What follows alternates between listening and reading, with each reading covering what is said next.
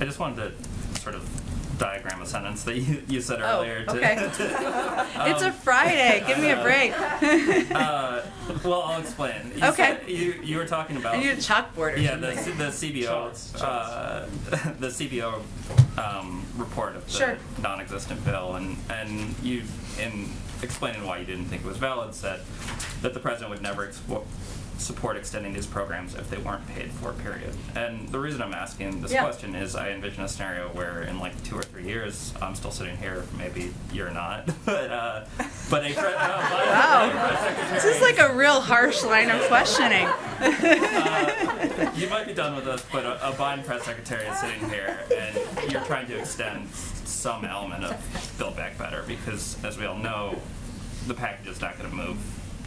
Or the elements of the package wouldn't all move together in we're just renewing Build Back Better. So I want to be extremely specific. If there's an element of Build Back Better that expires, the president will never support renewing that element unless it is fully paid for and deficit neutral. He wants to. He would only support extending these programs if they were paid for. Period. I'm not going to parse all individual moments, but that is what he has stated publicly. That is his commitment. He is a person who is fiscally responsible, unlike the person who asked for the fake CBO score, and that is his commitment as long as he is president. So if it's child tax credit or payments for child care comes up, it's expiring, it's on its own. You don't have a way to pay. I'm not going to get ahead of a hypothetical, but again, what this fake CBO score was about was extending all of the programs that would expire without paying for them. The president would pay for them. There's no bill that exists on this front, and we don't even know what the vehicle would be. But again, the president has been clear about his intention to pay for these programs, and so that's one of the reasons why this is so disingenuous. Go ahead. You're saying that Americans aren't focused on big picture data lines, but yesterday Brian talked to us for 40 minutes about lots of data points that are moving in the right direction. Yeah. So I'm wondering, given all of those things and given what you're talking about, prices month to month moving in the right direction, what's the White House's big picture view on why so many Americans are so pessimistic about the economy and about the direction of the country? Because another data point is more and more Americans are saying wrong track on monthly polling on that key question.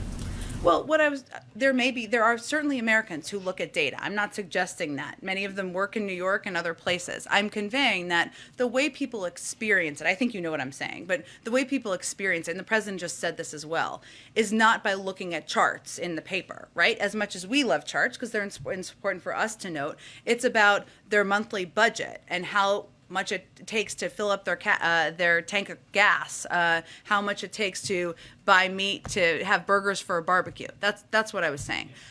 Why are people experiencing things, or why? Because, and we've talked about this a little bit before, but a lot of it, what we're seeing in our data is people's psychology on the economy, on how they're experiencing things in the country right now, is related to COVID. And the fact that COVID, we're still in a fight against this virus.